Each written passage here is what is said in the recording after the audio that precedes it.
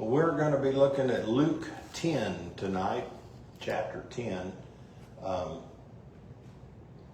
It's the sending of the 70. We've talked about it a couple of times, but we're going to go ahead and hear the whole story about it tonight. So let me get to, here we are, so I can see what's going on. After these things, the Lord appointed 70 others. Okay, I talked to the disciples in the previous chapter, and sent them two by two before his face into every city and place where he himself was about to go. Then he said to them, the harvest truly is great, but the laborers are few. Therefore pray the Lord of the harvest to send out laborers into his harvest. Go your way, behold, I send you out as lambs among wolves. Now, when he'd sent his disciples, the 12 disciples out, he told them to go into all the different cities around.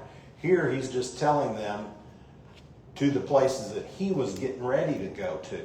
Okay, so he must have informed them what cities he was going to and then going around. As we said last week, we're starting down the road for the last portion of his. Can you go down there and lower that? It's number 6 channel to about 5. Thank you. And so he's going down to going to be going to Jerusalem here in a little bit. And that'll be the final week of his life. So this is real important. That's why he put the harvest truly is great, but the laborers are few. Now we see later on this 70 was probably part of the 120. You got it down there. Thank you. So they were probably 120. It wasn't just the men. Also, last week or the week before, we talked about the women that followed Jesus around. And they helped support his ministry, the things that they did. We saw that in chapter 8 and 9. So we don't really know why he chose 70. But there are some examples. Tammy asked a couple weeks ago about the numbers, and we told her, yeah, there's specifics about the numbers. If you'll look at the bottom of page 1, it suggests that it may have been because Moses had 70 elders. Okay, when they came out of Egypt, Moses appointed 70 elders to go with them up into Mount Sinai. So Jesus may have chose these 70 to see the glory of God. It even suggests a connection with the 70 members of the Sanhedrin. Did you know they had 70 members in the Sanhedrin? So it could be like, we're going to work and balance out what the Sanhedrin's doing. And then it talks about this, and I don't get this last one. I mean, I understand it, but I don't get it because it says 70 suggested a connection with the 70 translators of the Hebrew Bible into Greek. Well, that's fine and dandy, but that was way after Jesus' time, so I don't think that had a whole lot to do with it. Anyway, so the 70, we really don't know the other names other than the 12. Now, we've seen some names, and we will see other names in Acts as we go on forward and go through here. And probably some of those were the 70 that they're talking about. But we don't know exactly who the 70 were. They sent them out two by two, and that's because there's always good to be companionship. Have somebody there. Somebody throws dirt in your face, you want them to hold you back. Somebody, things to do to you. It's always better to kind of have a couple of heads better than not have it. And where one may get tired, then the other one can step up and take care of it, and they can go back and forth, and we see that quite a bit. It says, using the picture suggested by Jesus, we can say that the field itself is large and the ready harvest is also large. This wasn't the only time Jesus said this. Sometime before, and at a different place in Matthew 9, it said the same. He said the same thing. So perhaps this was a proverbial statement that Jesus repeated over and over because it's time and getting to be time. No matter what it is, it's still true. Even today, the harvest is ready. The field is ready for harvest. We need to get the laborers in there. Said, can you picture the distress of a farmer when he sees his golden field, his harvest golden, and there are no servants to gather the harvest in? Could be an approaching rainstorm or thunderstorm or tornado. You want to get that crop in. And that's what this is referring to. Talks about the laborers are few. And at that particular time, everybody was coming to Jesus to get something from him. Healing, bread, and they got together and got the bread and fishes. All these demons cast out, all these things, they were coming to him. But there was not that many willing to work. These 70 were willing to work, okay? Now, I'm not sure if the 70 included the 12, so there would be 82. I just don't know. It doesn't give us enough information. I'm assuming that the 12 were part of the 70 because the 12 had been sent out before by themselves. So they knew, and they could probably help the others as what's going on. So let's go on down. It's a long lesson, so we won't. There's a lot of information here if you want to read through that. So we're on page 4. Brother Epperson, at the top, start with verse 4. Carry neither money, bag, knapsack, nor sandal, and greet no one along the road. But whatever house you enter, first say, peace to this house. And if a sign of peace is there, your peace will rest on it. If not, it will return to you. And remain in the same house, eating and drinking such things as they give, for the labor is worthy of his wages. Do not go from house to house. Whatever city you enter, and whatever you receive you, eat such things as are set before you. Okay.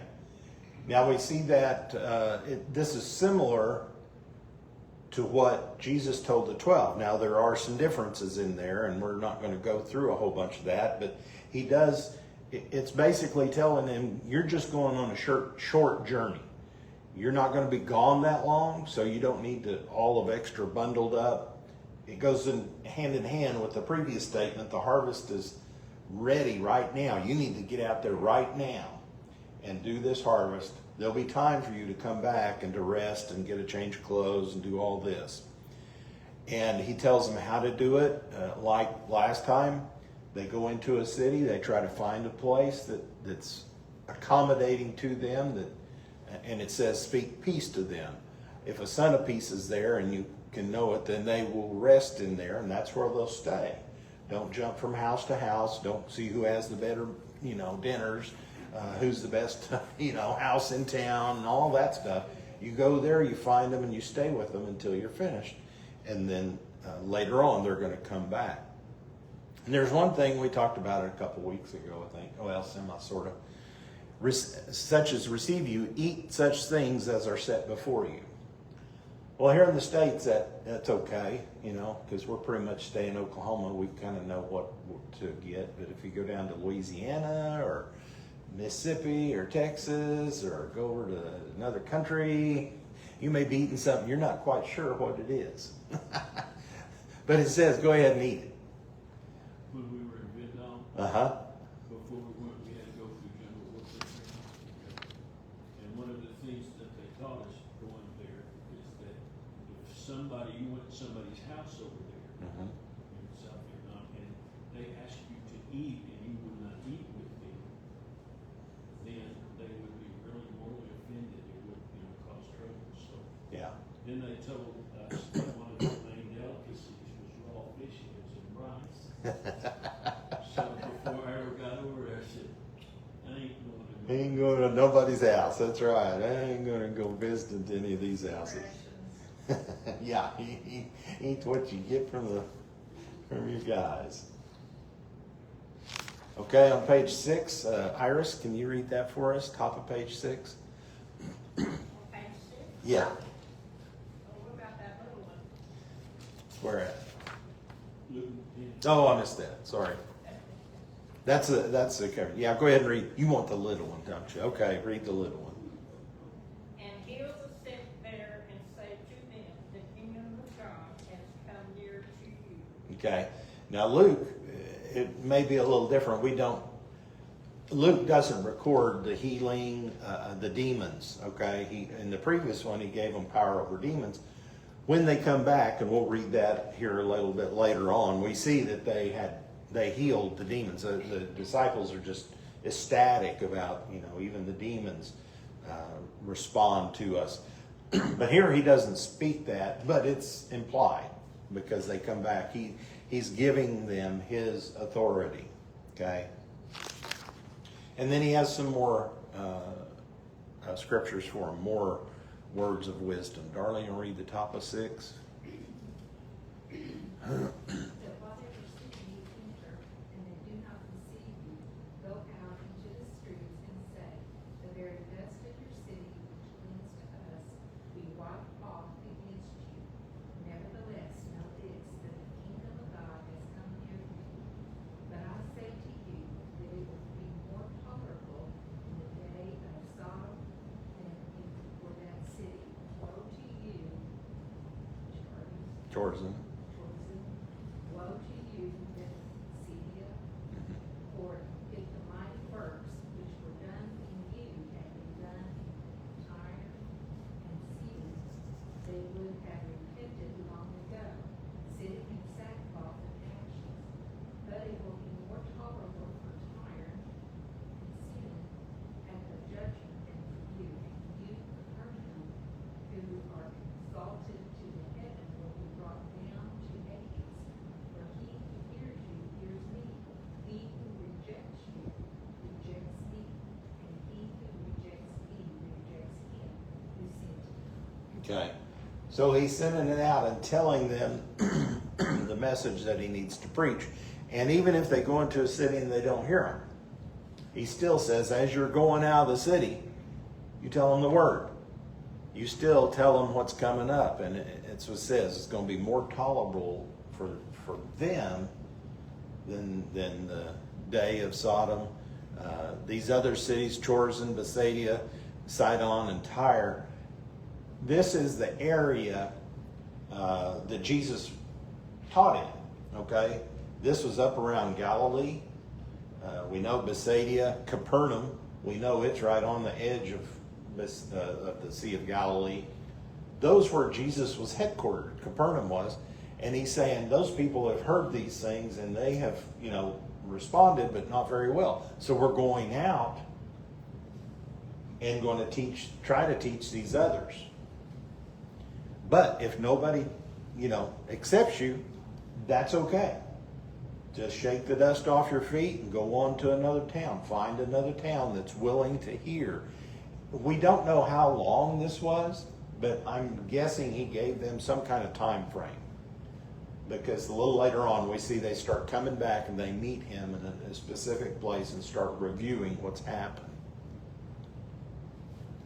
Any questions or comments on that?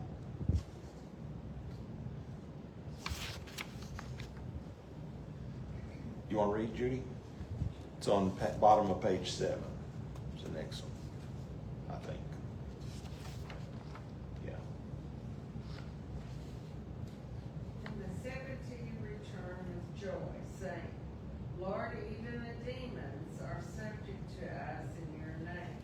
And he said to them, I saw Satan fell against him, Yeah. like lightning from heaven. Behold, I give you the authority of the trample, or serpents and scorpions, and over all the power of the enemy, and nothing shall by any means hurt you.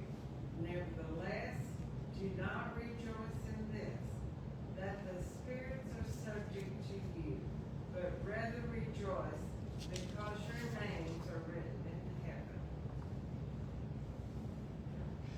Okay, so they came back, like I said, after some time they came back and the 70 was exhilarated. Okay, now I'm sure not every encounter was good. I'm sure there was probably some bad ones and everything, but just to go out and to see, I know we watched on The Chosen when they sent the 12 out, it just showed us glimpses of it. Didn't show us, didn't have any audio with it, but it just showed some preaching and some healing and some demons cast out and all that. And when the disciples gathered back together, they were just so excited because they had his power. They could see what he was doing and could do it. And that's what these 70 also had done. Okay? And he's telling them here, he said to them, I saw Satan fall like lightning from heaven. He said, yeah, it's and the rest of it goes through. He said, but don't rejoice in that because I saw Satan fall from heaven. I know he's going to be defeated. This was nothing new to me.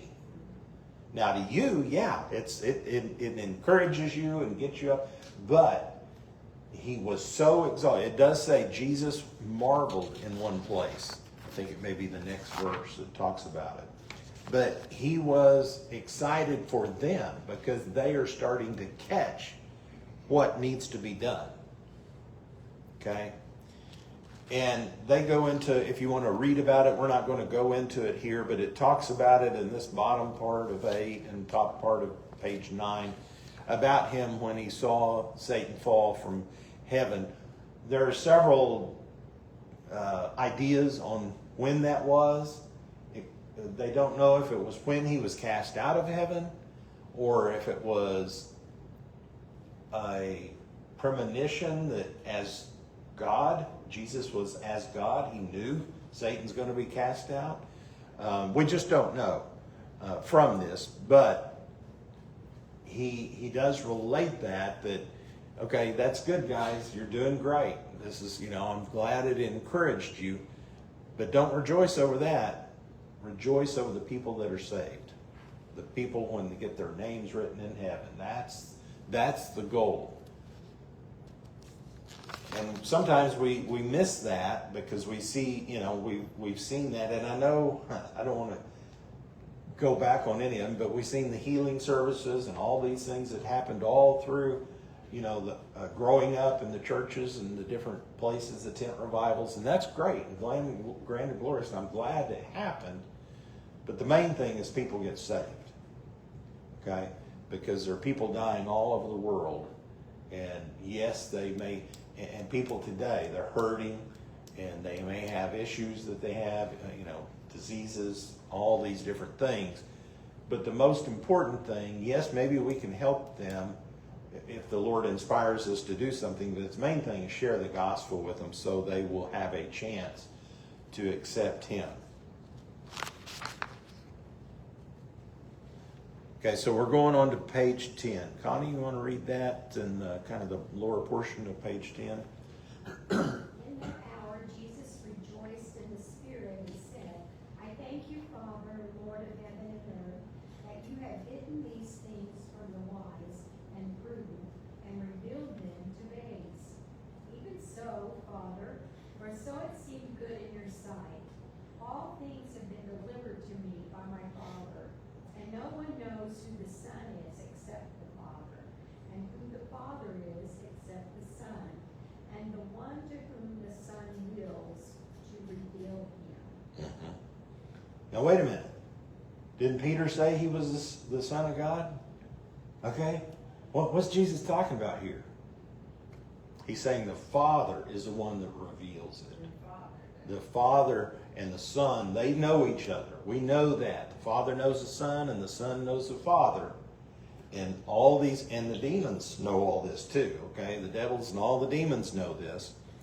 So he is rejoicing, said Jesus is rejoicing, and he's thanking the Father because they had that opportunity to see this and to understand that he came from the Father. Now he's giving them that power and they have that authority.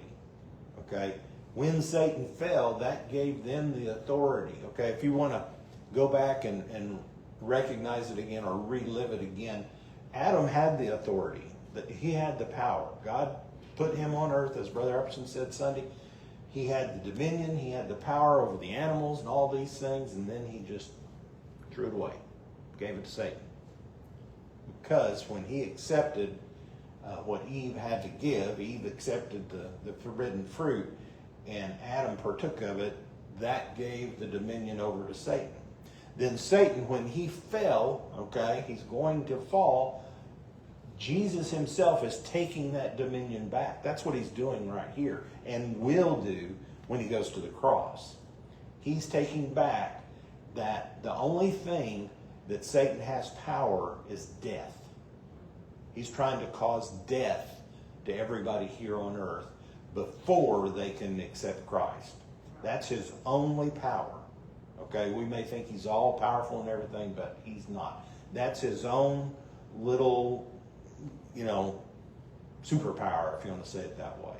He tries to, but Jesus came and he said, death's gone. I can supersede death. It's over. If you will believe in me, I'm telling you, I'm from the Father, and we have this all under control. Sometimes it's hard to accept things like that. I mean, except when you can't see for yourself, or you want to see the reaction, or you want to have a little more, truth to it, or something to help you. And that's what he's trying to give the disciples here, that they had a glimpse of the Father as they were going through this, because they're seeing the Son. The Son has given them that, and now they're seeing what the Father has given. So that's why he's rejoicing with them. It exalts him. It does exalt him, but it's making him so happy that they're starting to catch on. And then, like humans, we fall away quick. Okay, later on, and we see that, not in this chapter or anything, but it will happen. Okay. And on page 12, it starts verse 23. Oh, anybody have a question or something? Okay. Then he turned to his disciples and said privately, "Blessed are the eyes which see the things you see. For I tell you that many prophets and kings have desired to see what you see and have not seen it, and to hear what you hear and have not heard it." Now just imagine that. Samuel, Nathan, Elijah, Elisha, these prophets were not seeing what these disciples had saw. Yeah, they got the word from God to do what they did, and they did it, but we see Elijah, he went and challenged the prophets of Baal, and then when Jezebel put a bounty on his head, he's running with his tail between his legs, he's all... So that's kind of what he's telling his disciples. You guys need to understand you're seeing something really, really special. And you need to grasp it. You're starting to grasp it. Don't let go of it. Okay? Just keep that in your heart and remember that. That was true then, so Whole much more now. That's right. That's right. Mm-hmm. Is he saying this to them because they get to be with the Son? Mhm. Because these others only got to foretell. That's right. He wasn't there, but they were just getting it from the Lord. And most of the time we see as we go through that, it's in a dream or in a vision or some other part like that. But these guys are seeing his Son. And they're starting to realize that, yes, he's the anointed one. He's the Messiah. He is who we've been looking for. And nobody else has had that opportunity. All these other prophets it's been leading up to. That's what they've been prophesying. That's what they've been telling them. That's what they've been doing all this. That it's coming, it's coming, it's coming. It's like Paul Revere running through the city with, the British are coming, and the British are right there. He runs in the middle of them. That's what's happening here, because he's there. He's with them. And that's exactly right. That they haven't, they were looking from where they could. They're doing the best they could because that's the way God had planned it. But now he sent his Son, and his Son is overshadowing that. His Son is just taking over. Page 13 is filled with lots of good, if you want to go through it and read it, a real encouragement. But we're going to go right on to the next one, Brother Epperson, on page 14, about the Good Samaritan. And behold, a certain lawyer stood up and tested him, Teacher, what shall I do to inherit eternal life? And he said to him, what is written in the law? What is your reading of it? So he answered and said, you shall love the Lord your God with all your heart, with all your soul, with all your strength, with all your mind, and your neighbor as yourself. And he said to him, you have answered rightly. Do this, and you will live. But he, wanting to justify himself, said to Jesus, and who is my neighbor? Okay. Now, who is this? Who did it say it was? Is a lawyer. Who was the lawyers? Don't like them anyway, but that's okay.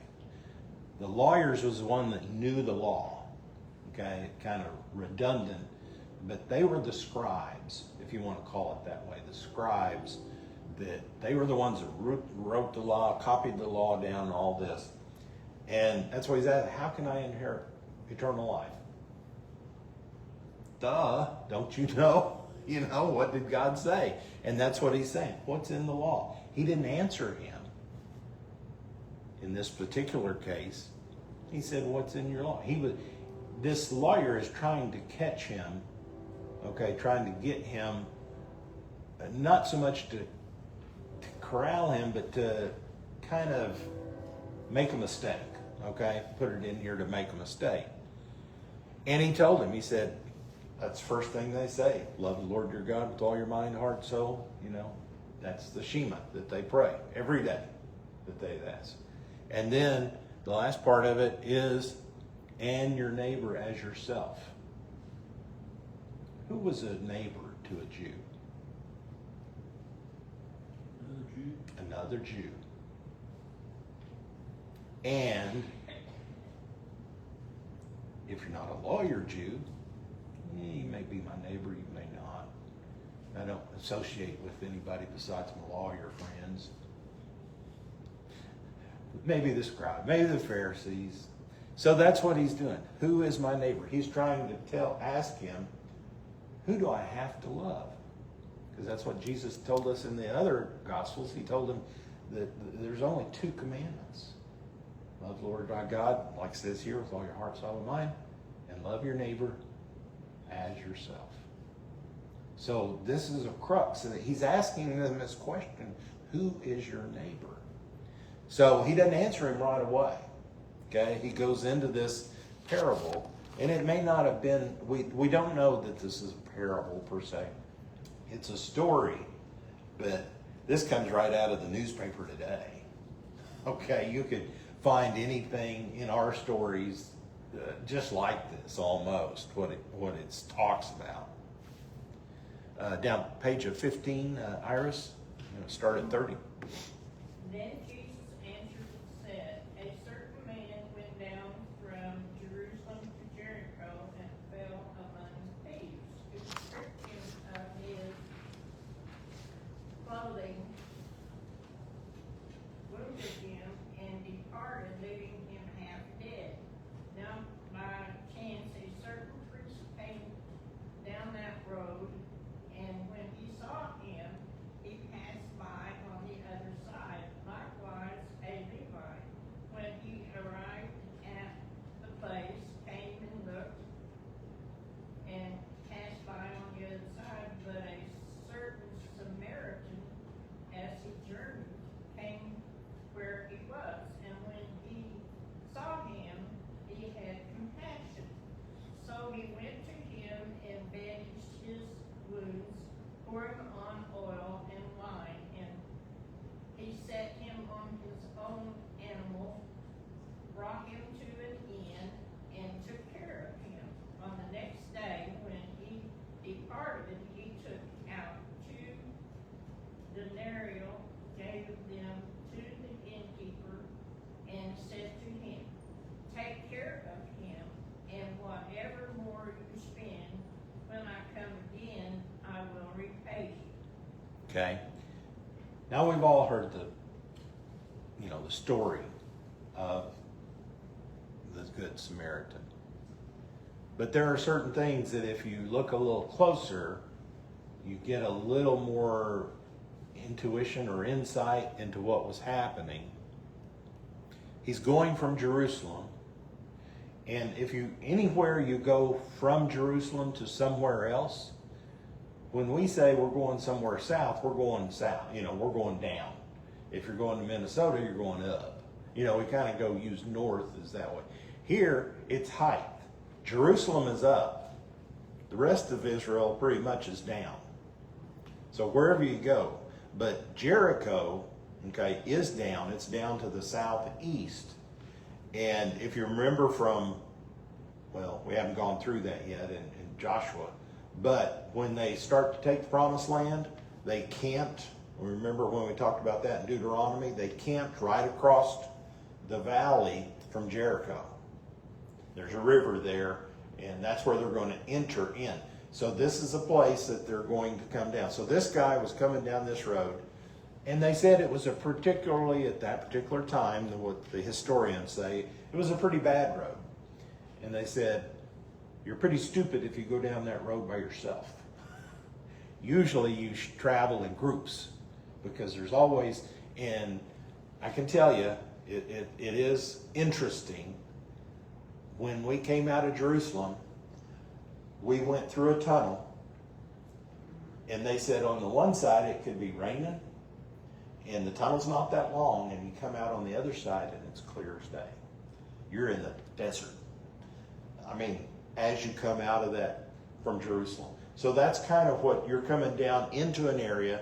It's a desert place, and it's not like we think of a flat desert. It's rocky and hilly and all kinds of stuff around, and you could walk down a road, and if you see, the road, it's going to curve around the bend. You can't see what's around that bend, maybe a bunch of group of marauders. Well, that's what had happened here, and they did have, sometimes Roman soldiers would beat people up, sometimes just you're down close to the Moab nation and the Ammonite nation and over there, so they would come across that stream and they might be huddling and get some, see a easy pickings, okay, if you want to say it that way. But these guys, somebody attacked him. We don't know who it was. It could have been Jews. It could have been anybody. Attacked him. They stole his clothing. Why would they steal his clothing? Clothing's expensive back then. So they stole whatever he had. They stole his clothing, beat him up, and left him half dead, it said. Wounded and half dead. So he's laying out close to the road or somewhere on the road, close enough where people could see him. Now the first person that sees him is what? A priest. Why do you think the priest, he came down that road, when he saw him, he passed by on the other side? He thinks he's dead. And if it's a dead body, he's got to stay away from him because he'll be unclean if he touches that dead body or it gets close, because there's probably blood everywhere and everything, and he don't want to be near that. So he don't even get close enough to see if the guy's even alive. All right. Second guy comes down. Who's he? He's a Levite. Okay, a little step down from a priest, but still yet, I mean, in Moses' times, you had the priests that actually did the sacrificing, and then you had the Levites that were helping with the sacrificing. The priests would go in and offer the sacrifices and the offering, the incense and all that. The Levites helped them. They didn't actually go into and do the sacrificing inside the altar. They would help cut the sheep up and the lambs up and all that stuff. So it's almost the same thing. If I see that guy and he's unclean, I'm going around, it's what he said. He arrived, came and looked, and he passed by on the other side. They want to stay as far away from him as they possibly can because he will make them unclean. And if they're unclean, then they got to go pay some money and get a cow and get something cleaned. They got to wash their clothes and wash their body. And they're heading down to wherever, either up to Jerusalem or down to Jericho, wherever they're going, and they're seeing, and they may be going to Jerusalem for the service, the Sabbath service, and they don't want to be late. So they're hightailing it. They don't want to be messed with. Okay? So now the third one comes by, and he's a Samaritan. What's a Samaritan?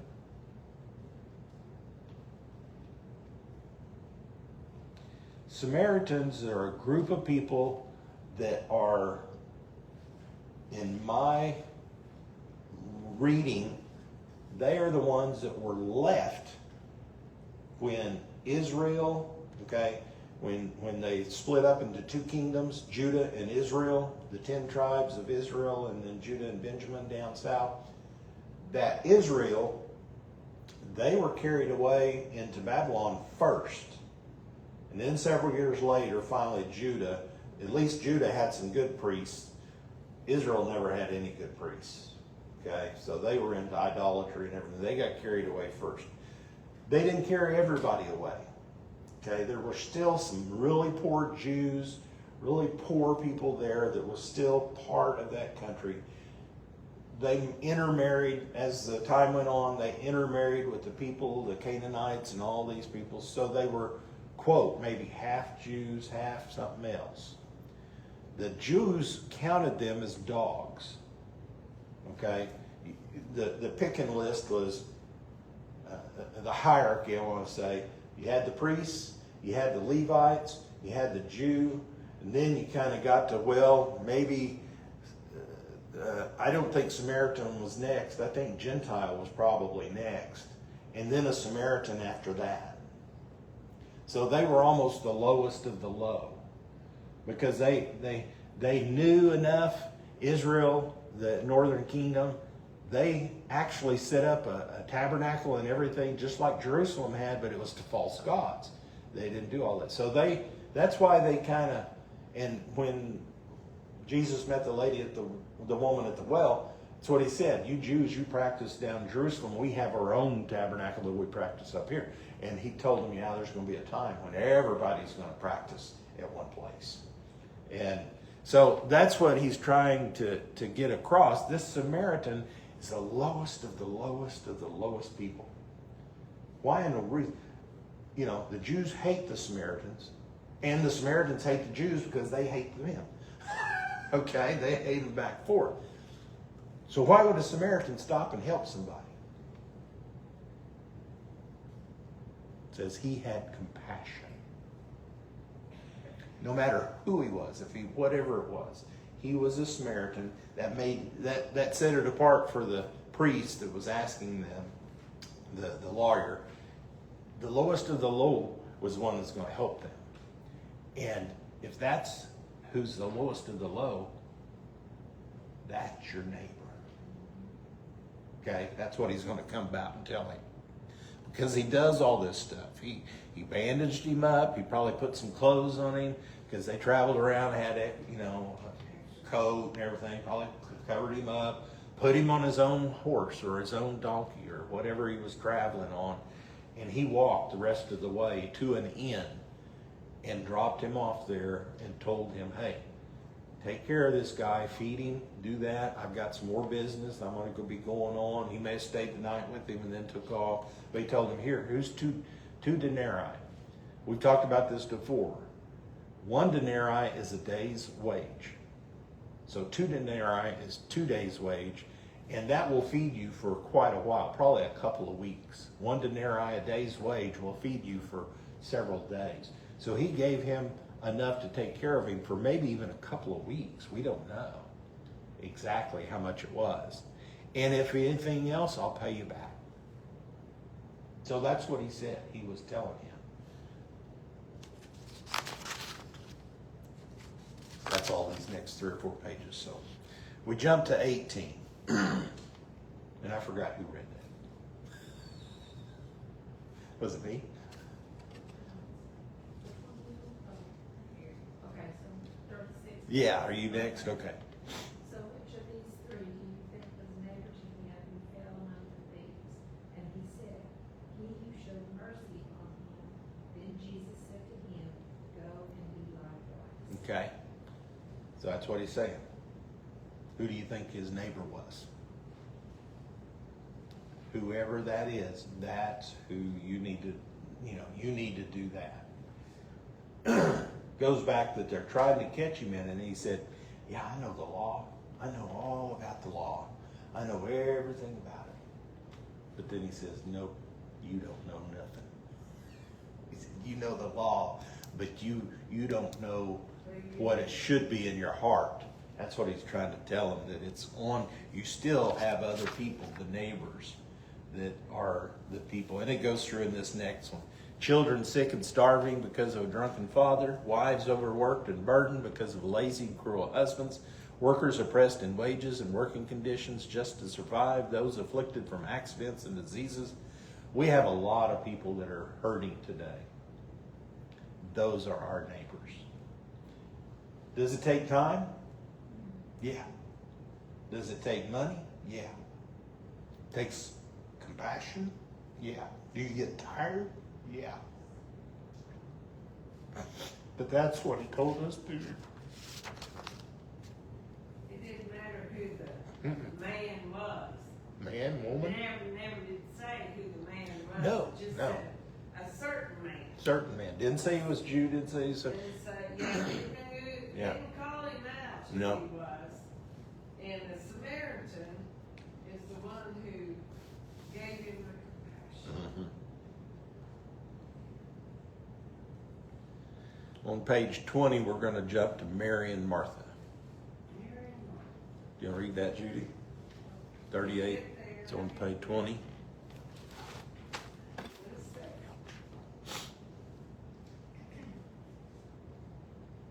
Mary and Martha. Mm-hmm. Now it happened as they went that he entered a certain village. Here we go again, a Mhm. certain village. Mm-hmm. And a certain woman named Martha welcomed him into her house. And she had a sister called Mary, and also sat at Jesus' feet and heard his word. But Martha was distracted with much serving. And she approached him and said, Lord, do you not care that my sister has left me to serve alone? Therefore, tell her to help me. Okay. Later on, we learn that the certain village is Bethsaida, because that's where Mary and Martha and Lazarus live. Okay, it's outside of Jerusalem. It's down there. He goes there several times. But this is the story that picks up when Jesus is going down there to see them. We don't know what for. He may have been going up to Jerusalem and passed by and saw them or whatever. But they welcomed him in. It's not an easy thing. Okay? It's not just Jesus coming. You got 12 other people with him, plus the women, and probably some others. Who knows how many it is with them. So you can see Martha's fretting. She's a little bit frazzled because, I was ready for Jesus and a couple of friends, but I got to go get some more bread. I got to make some more bread. I got to get some more jam. I got to get some more, fruit for them and all these things. So she's busy running around. She's got a lazy sister named Mary. That's what she thinks. Okay? She had a sister called Mary who sat at Jesus' feet and heard his words. So Martha was what? Distracted. What does that mean? She's too busy to listen. It's too busy. She should have taken a little time to sit down. Yeah, they may be hungry. Yeah, there may be other things.